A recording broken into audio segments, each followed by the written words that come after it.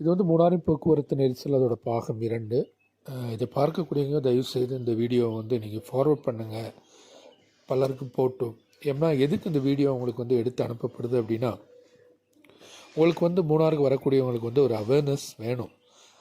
எப்போ வரணும், எந்த நேரத்தில் வந்து நீங்கள் ரூம் போகணும், எந்த நேரத்தில் வெளியில் சைட் சீனிங் போகணும், அதெல்லாம் தெரிஞ்சிருக்கணும். அது தெரிஞ்சால் தான் நீங்கள் வந்து இங்கே வந்து ஒரு இடத்துக்கு போய் நீங்கள் வந்து சந்தோஷமாக திரும்ப முடியும். இல்லை அப்படின்னா இது மாதிரி போக்குவரத்து நெரிசலில் சிக்கி தவிக்க வேண்டிய நிலை இருக்கும்.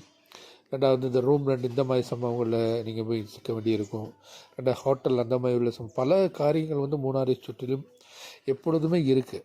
அதனால தான் உங்களுக்கு வந்து ஒரு விழிப்புணர்வு உங்களுக்கு தெரிஞ்சுக்கணும் அப்படிங்கிறதுனால. அங்கே பாருங்கள், கிலோமீட்டருக்கு நீங்கள்லாம் ஒரு சின்ன குழந்தைகளோ அந்த மாதிரி குழந்தைகளோடலாம் வந்தீங்கன்னா இந்த மாதிரி குளிர் நிறைந்த இடத்துல நைட்டில் இப்படி பார்க்கிங்கில் நீங்கள் வாட்டில் சாலையில் கிடக்கும்போது யோசித்து பாருங்கள்.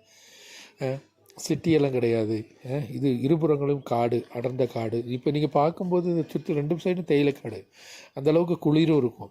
அந்த குளிருக்குள்ளே தான் நீங்கள் வண்டிக்குள்ளே உட்கார வேண்டிய நிலைமை ஏற்படும்.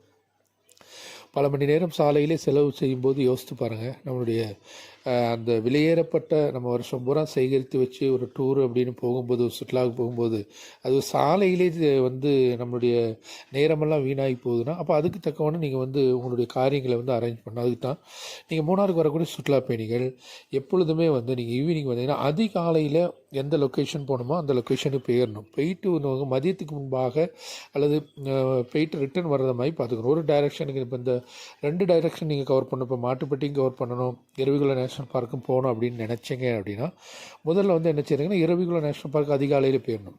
போயிட்டு அங்கே வந்து ஸ்பெண்ட் பண்ணி எப்படினாலும் அங்கே நீங்கள் எல்லாம் பார்த்து வரையில் ஒரு 11 மணி 12 மணி.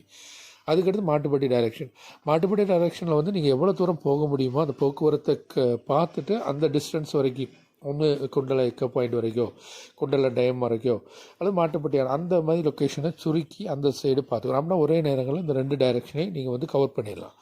ரெண்டாவது, நீங்கள் வந்து கொச்சின் டைரெக்ஷனில் நீங்கள் போனீங்கன்னா நிறைய என்டர்டெயின்மெண்ட்டுக்கான இடங்கள் இருக்குது, பார்க் அந்த மாதிரிலாம் அரேஞ்ச்மெண்ட் இருக்குது, அங்கிட்டும் போகலாம். அந்த டைரெக்ஷனில் இந்த போக்குவரத்து நெரிசல் அதுவுமே வந்து நீங்கள் வந்து அதிகாலையில் நீங்கள் போயிட்டு ஒரு மதியத்துக்கு முன்பு ரிட்டர்ன் பண்ணிட்டீங்க அப்படின்னா இந்த 2 நாளைக்குள்ளே நீங்கள் வந்து பார்த்துட்டு அந்த நாள்லேயே வந்து நீங்கள் வந்து உங்களுடைய வீடுகளுக்கு போக இயலும்.